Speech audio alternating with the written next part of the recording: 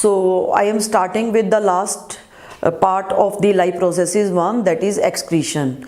I know I am starting a little late, बहुत लंबे समय के बाद मैं स्टार्ट कर रही हूँ, but I will continue this time and try my best to complete before the exams. जितना भी ये बायोलॉजिकल पार्ट है वो मैं एग्ज़ाम से पहले कंप्लीट करने की कोशिश करूँगी. So we are starting with excretory system. तो excretory system as we all know what is meant by excretion. जैसे कि हमें इसकी बेसिक मीनिंग तो मालूम ही है कि it is concern with the removal of waste material, particularly the nitrogenous waste material from the body of living organisms, whether they are of lower forms और of higher forms. And it is necessary also. ये ज़रूरी भी है. क्यों ज़रूरी है? Because if it is accumulated inside our body, हमारी body में या ऑर्गेनिजम्स की बॉडी में एक्यूमुलेट होता है, then it is causing so many problems and it leads to so many diseases include in human beings also. That is why its removal is necessary. जैसे कि हम जानते हैं the main constituent of food in human beings और in all other organisations, mainly तो we are to concern with human beings. तो अब हम उसमें देखेंगे क्या होता है. मेन न्यूट्रिशन किस फॉर्म में होता है, कंपोनेंट्स कौन से होते हैं, प्रोटीन, फैट्स एंड कार्बोहाइड्रेट्स. और जब भी वो मेटाबोलाइज होते हैं बॉडी में, जब भी उनमें डाइजेशन होता है, तो so many different biochemical reactions occur inside our body.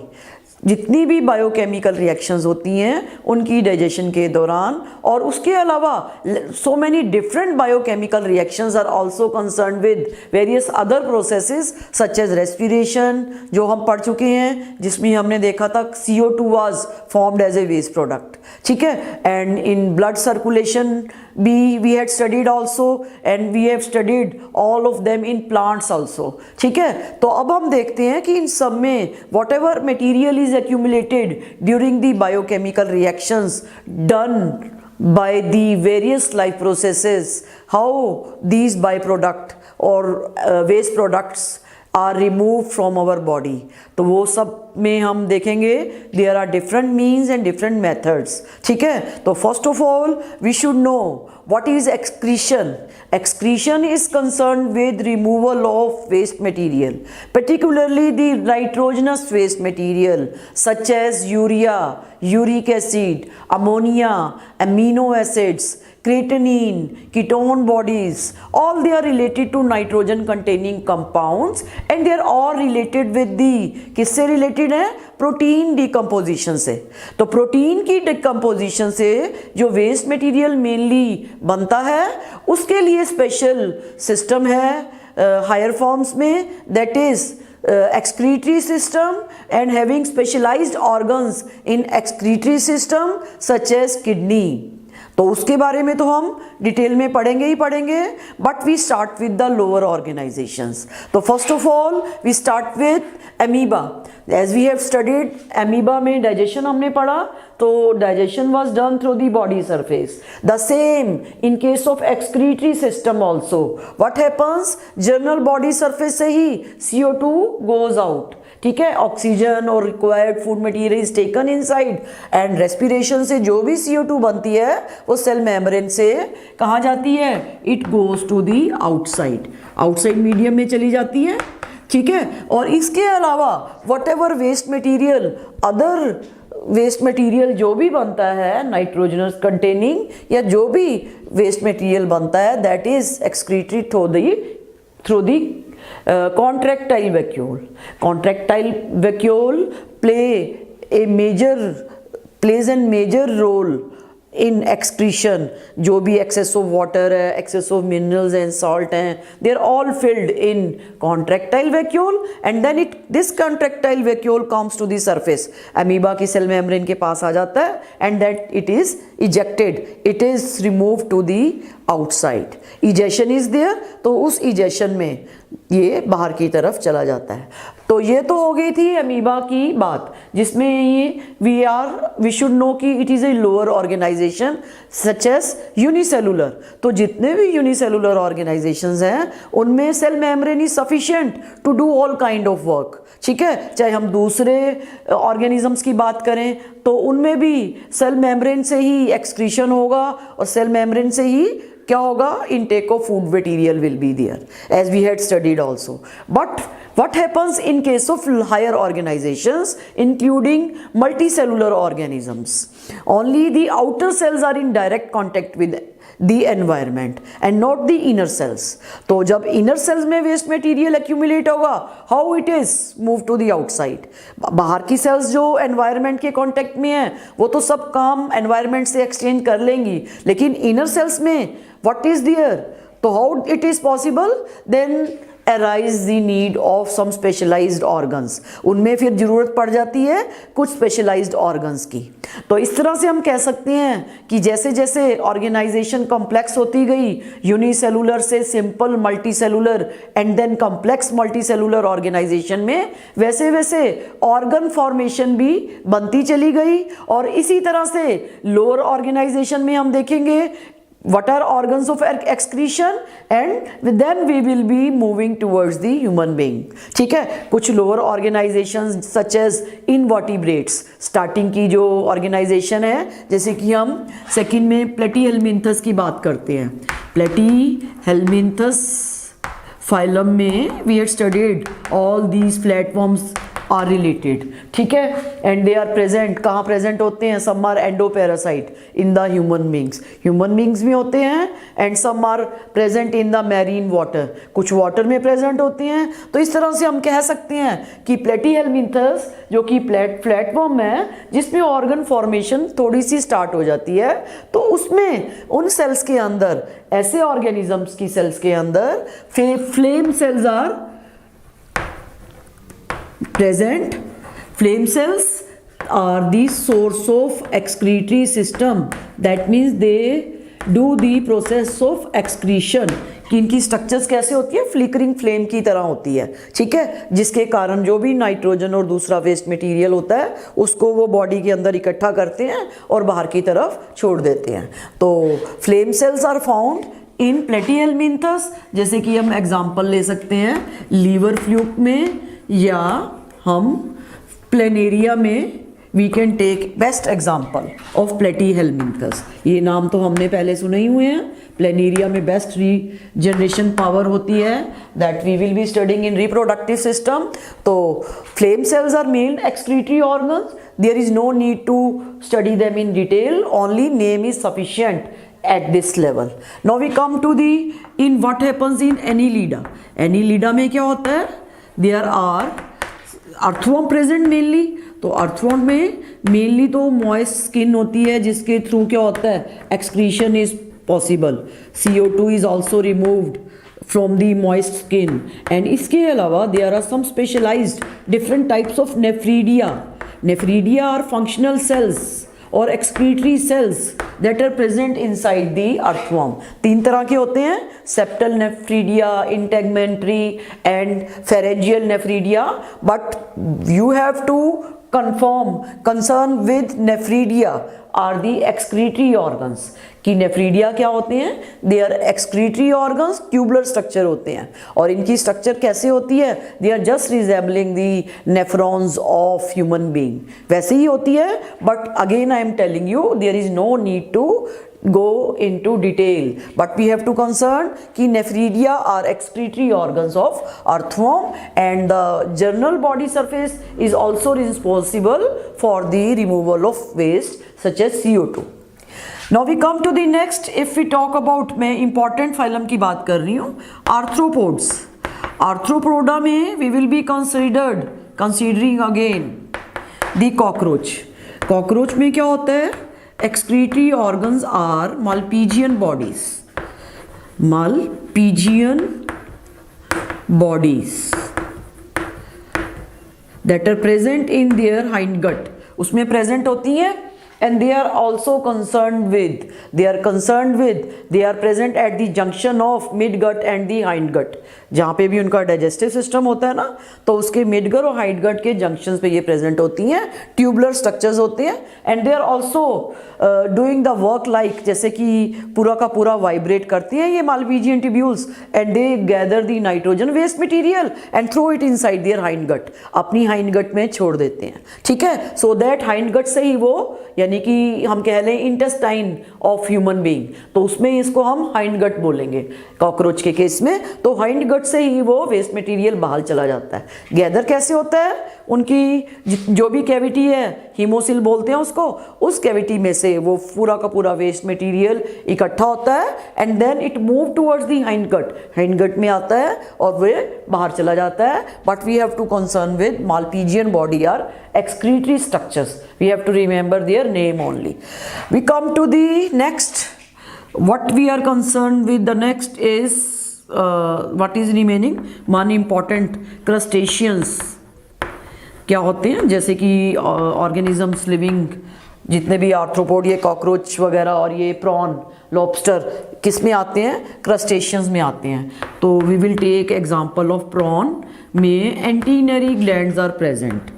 Green glands या antennary glands are present for the process of excretion. Antennary glands or green glands are present for the process of excretion. So these are various organs of excretory system that are present in lower forms. अब देखते हैं कि plants में, just like animals, plants also do various processes, and there is always a need of removal of waste material from the plants. Plants के लिए जो waste material है ना, कई बार वो ह्यूमन बींग्स के लिए कमर्शियली यूजफुल हो जाता है. लेकिन इससे पहले हम देखते हैं कि वेस्ट मटेरियल होता क्या है प्लांट में. तो first of all if you see CO2 is removed from their body, ठीक है. वैसे तो हमें मालूम है दिन के समय वो CO2 लेते हैं फोटोसिंथेसिस में. That means what happens during the day, दिन में भी वो रेस्पिरेशन करते हैं, ऑक्सीजन लेते हैं, CO2 छोड़ते हैं, लेकिन वो CO2 फोटोसिंथेसिस में यूटिलाइज कर लेते हैं. तो इसलिए ऐसे लगता है कि वो दिन में CO2 नहीं छोड़ते, because that is utilized in photosynthesis, ठीक है. But what happens at night, mainly night में removal of CO2 is done through their body, क्योंकि लाइट तो होती नहीं है, तो रिमूवल एट नाइट. और प्लांट्स में आपको पता है metabolic activities are very slow growth है, स्लो मेटाबॉलिक एक्टिविटीज़ हैं, स्लो रेस्पिरेशन है. और उसके कारण तो मैंने साइड बाय साइड आपको बताई हैं हर लाइफ प्रोसेसेस में. तो अब इनकी भी मेटाबॉलिक एक्टिविटी स्लो होती हैं, तो waste material is also form less and it is slowly, ठीक है. लेकिन जब मैंने आपको इसमें CO2 का मेन एग्जाम्पल दिया, it is removed from the body. इसके अलावा जैसे ओल्ड लीव्स है, some of the old leaves, कुछ पत्तियाँ होती हैं, दे आर रिमूव्ड, येलो हो जाती हैं, they are abscised, there is an abscission. Abscission is falling of leaf. old leaves, abscission of or falling off. Old leaves occurs so as to get rid of waste material, ठीक है. जो भी waste material plants की body में surface में या leaves में accumulate होता है, वो पत्तियां येलो हो जाती हैं और एक केमिकल एब्सिसिक एसिड बनता है, ठीक है. वो abscisic acid that is responsible for the abscission. Abscission means falling of old leaves. तो ओल्ड लीव्स गिरने से पहले उनमें जो यूजफुल मटेरियल होते हैं ना, उन ओल्ड लीव्स के अंदर some of the important useful material that are present in old leaves, they are mobilized. वो मोबाइल हो जाते हैं कहाँ पे, यंग पार्ट में. यंग पार्ट में ऑटोमेटिकली चले जाते हैं. कुछ एलिमेंट्स होते हैं. और वेस्ट मटेरियल जो होता है, excess of waste material that is remove from the old leaves, old leave से बाहर चला जाता है. और इसी तरह से what happens, excess of water is removed from the leaf surface, from the stomata and from the stem surface. Stomata से होता है, stomata are present on the leaves, leaves में present होते हैं. और प्रोसेस क्या होता है, that process is transpiration that we have already studied in our previous chapters.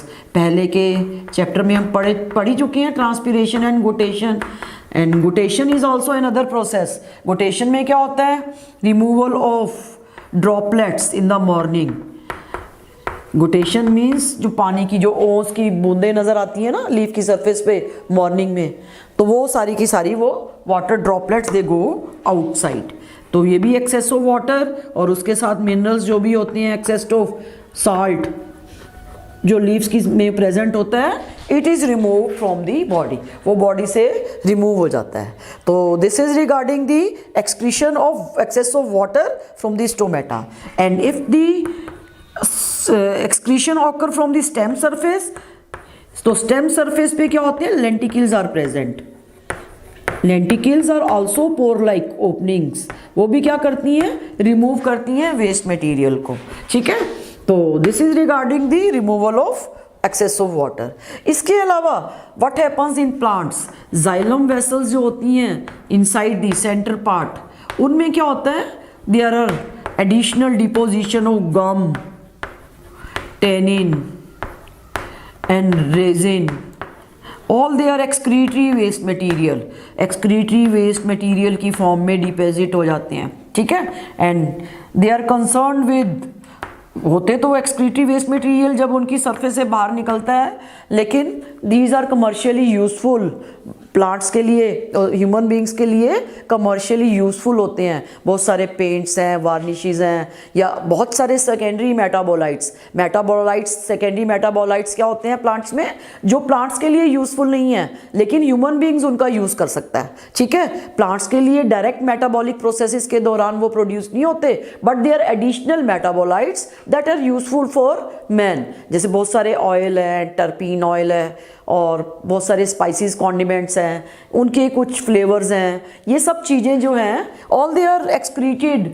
Through their plants. Plants में जाइलम वेसल्स के अंदर डिपॉजिट हो जाती हैं या डिफरेंट पार्ट्स में डिपॉजिट हो जाती हैं, एंड दे आर रिमूवल उनकी जब वो रिमूव होते हैं then they are use by the man उनको बहुत सारे कमर्शियली यूजफुल प्रोडक्ट्स बनाने में, नेल पॉलिश रिमूवर है, नेल पेंट है, all these are products that are formed by the excretory waste of the plant, and this excretory waste is present in the central part of the plant, और एकदम से dark हो जाता है, dead part हो जाता है वो प्लांट का। ठीक है, and that part is not responsible for conduction of water and mineral. फिर उससे जाइलम वेसल में वाटर एंड मिनरल ऊपर की तरफ नहीं जाते, क्योंकि बिल्कुल वो डेड पार्ट हो जाता है, फिर उसकी रिमूवल नेसेसरी होती है। तो ये तो हो गए different excretory parts including the plant. अब हम आते हैं ह्यूमन बींग्स की तरफ। तो ह्यूमन बींग में if we start with a part, क्या होता है ह्यूमन बींग में? Human beings have a well defined excretory system that is concerned with formation of, storage of, as well as elimination of urine or the nitrogenous waste from the body. The primary organs of the excretory system are a pair of kidney. So excretory system in case of human beings is concerned with the removal of nitrogen containing compound. So excretion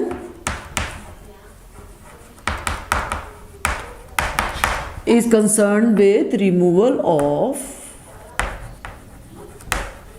nitrogenous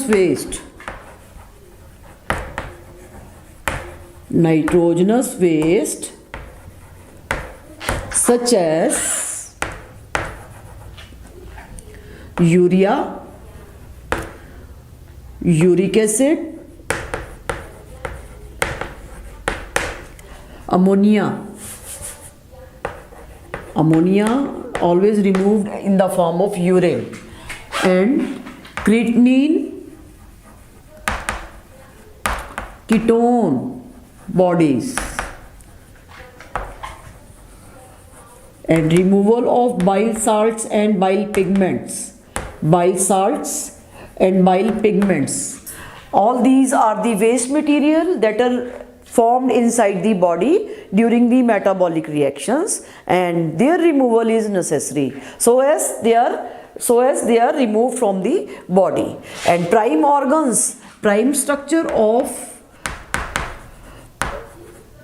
structure is kidney. Human beings have a well developed excretory system, जिसमें main तो है kidneys. Kidney से ही क्या बनता है? Urine बनता है। और यूरिन कैसे बनता है? That is formed by the collection of the waste material from the circulating blood। जो भी ब्लड सर्कुलेट होता है बॉडी में, उसी में से ही यूरिन फॉर्मेशन होता है। ठीक है, उसी ब्लड में से वेस्ट मटेरियल इकट्ठा होगा। Whatever will be there inside the blood में जो भी वेस्ट मटेरियल होगा, that will go out in the form of urine. वो यूरिन की फॉर्म में बाहर जाता है। तो वो यूरिन बनाता कौन है? That is done with the help of kidney. तो kidney are a pair of bean shaped structure present in lower pelvic, a pair structure, and they are bean shaped, dark red। They are richly supplied with blood, और इतने ज़्यादा blood से supplied होते हैं क्योंकि filtration पूरी body की blood की किडनीज के द्वारा ही होती है। तो that is why they are dark maroon in colour, dark maroon colour की होती हैं और पूरी ब्लड से नहाई हुई होती हैं। तो बीन शेप्ड होंगी। और इसके अलावा 10 सेंटीमीटर इन लेंथ कितनी होती है? 10 centimetre length, and 5 centimetre, near about 5 centimetre they are having breadth.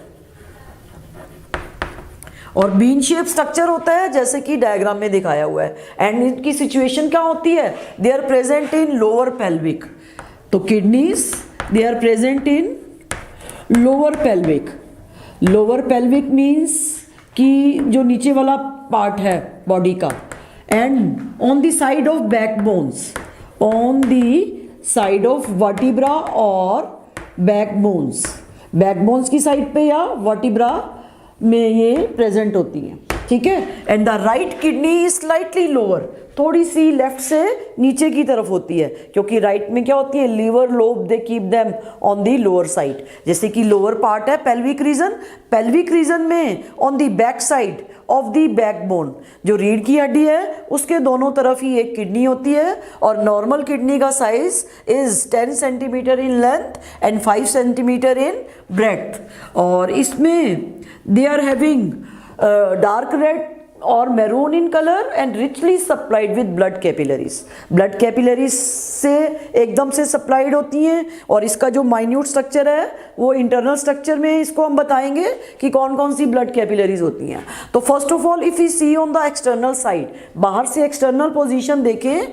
तो this side, outer side is looking like convex. एक तरफ से कन्वेक्स सरफेस नजर आती है और inner surface is just like the concave. This is a concave side. ठीक है, outer is convex, inner is concave side. This is convex and this is looking like concave. जैसे कि आपने 10th में फिजिक्स में पढ़ा ही होगा, कन्वेक्स सरफेस और कनकेव क्या होती है? They are just similar to, वैसे ही उसी की तरह ही शेप नजर आती है। And they are bean shaped, जैसे राजमा है उसके आकार की, उसी की शेप की नजर आ रही है। And they are having some depression in the middle, जहाँ पे कनकेव सरफेस है ना, उस सरफेस पे एक डिप्रेशन होती है and that depression is called the hills या हिलस पॉइंट है। और ये पॉइंट बहुत इंपॉर्टेंट है क्योंकि इस पॉइंट से ही जो भी ब्लड वेसल्स होती हैं, चाहे हम रीनल आर्टरी कह लें या रीनल वेन्स कह लें, जो भी ब्लड वेसल्स किडनी को सप्लाई करती हैं, मेन आर्टरी को हम क्या कहते हैं? Renal artery. और जो किडनी से ब्लड डीऑक्सीजनेटेड लेके जाती हैं, दैट आर रीनल वेन, उसको हम क्या कहते हैं? Renal vein. तो इसमें जैसे कि मैंने एक तरफ ये बनाई है रीनल आर्टरी, इसकी ब्रांचेस हम बाद में देखेंगे कौन सी होती है। दिस इज रीनल आर्टरी, दोनों तरफ होती हैं। तो मैंने तो एक ही तरफ बनाई है रीनल आर्टरी, इसी के साथ रीनल वेन भी है, और इधर भी क्या है? रीनल आर्टरी है। बिकॉज टू प्रिवेंट, थोड़ा सा एकदम से आपको अच्छे से क्लियर हो जाए, इसीलिए मैंने एक एक ही बनाई है। एक तरफ इधर बना दी, एक तरफ इधर बना दी, बट दोनों ही प्रेजेंट होती हैं एक साइड पे, renal artery and renal when.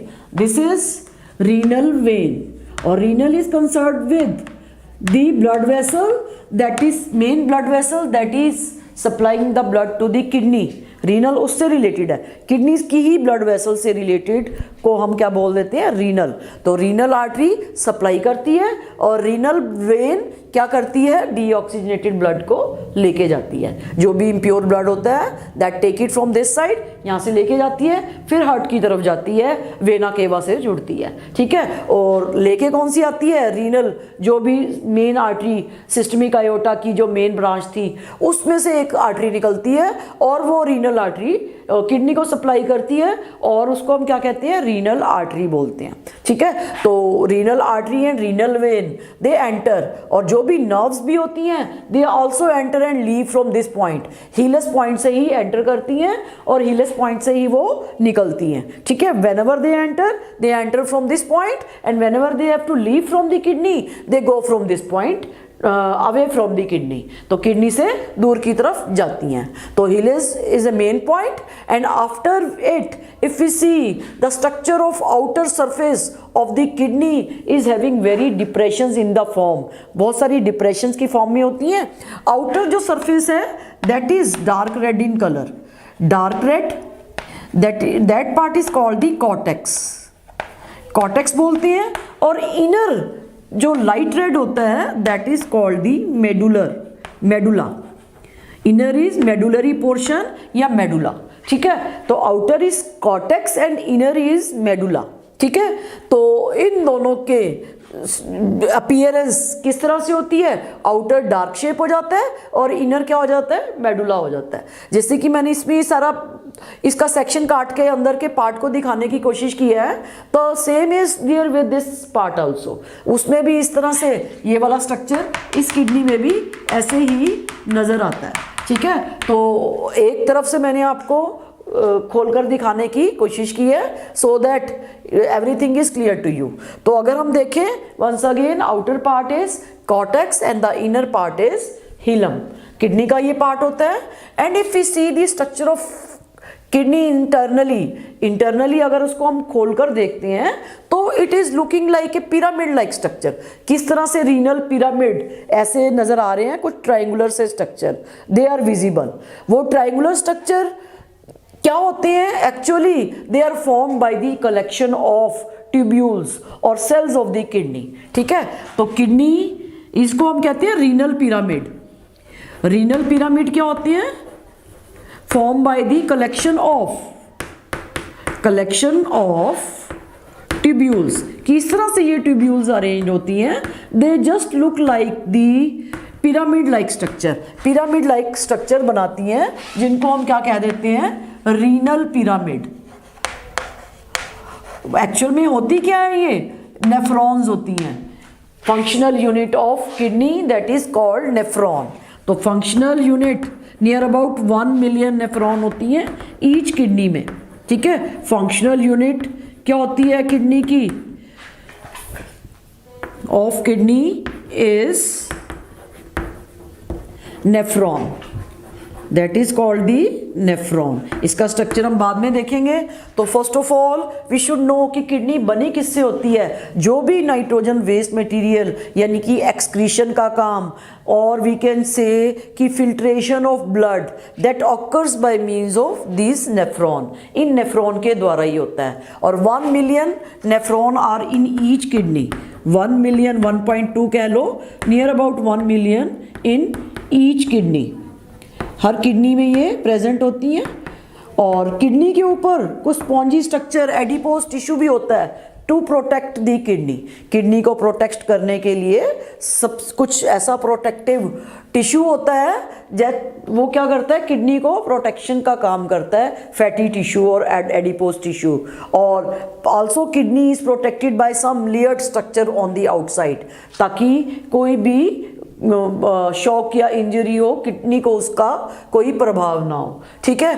तो this is the external appearance of a kidney and renal arteries and renal veins, और हम कह लें ब्लड के वेसल्स, जो मेन ब्लड वेसल्स जो सप्लाई करती हैं किडनी को।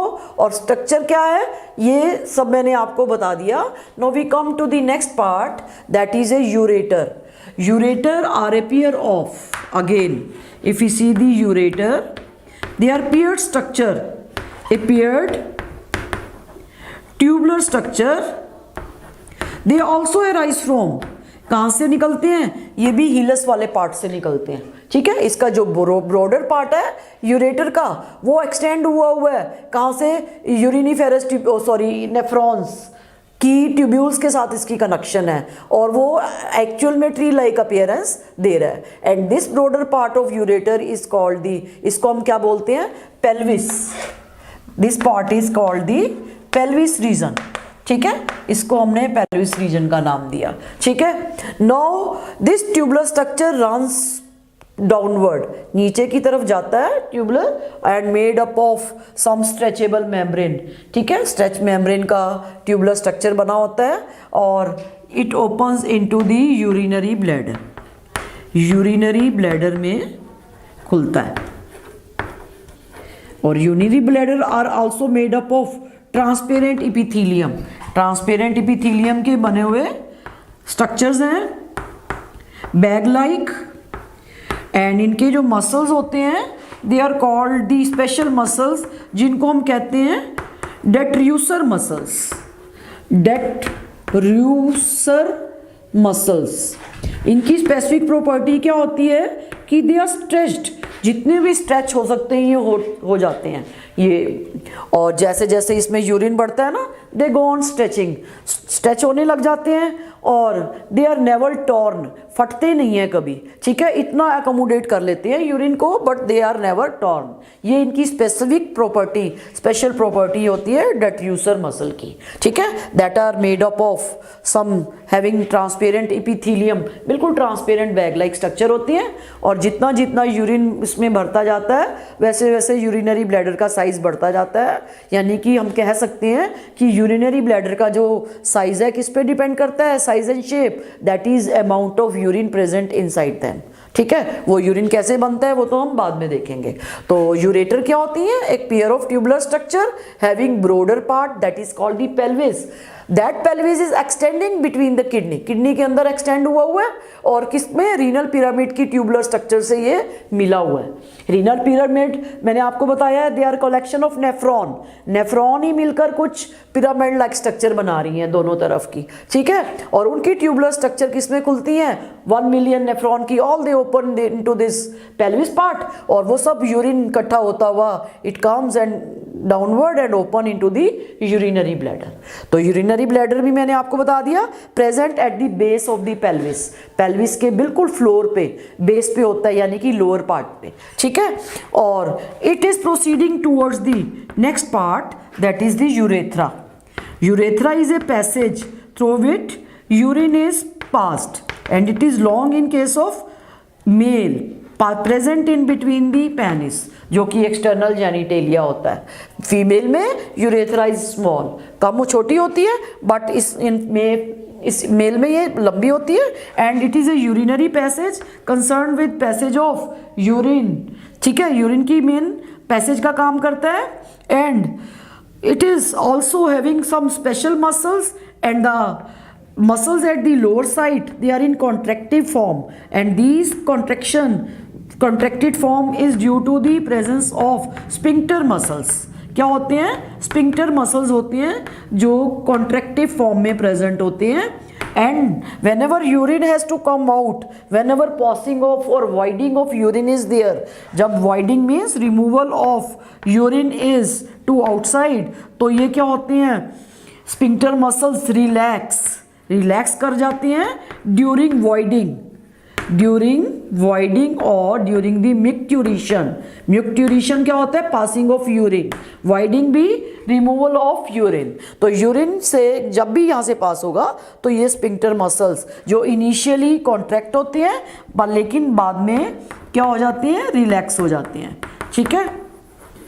Initially contract but relax later on when the urine has to pass out and that passing of urine is called the micturition that we see later on in detail, ठीक है। तो this is the main structure that we are concerned with excretory system में main part कौन सा है, kidney are there, ureters are there, urinary bladder is there and then urethra a passage is there that we are to concern with। अब हम देखते हैं कि which is a functional unit of kidney, वो kidney का जो functional unit है वो क्या होता है, और in what manner urine is formed, urine कैसे बनता है।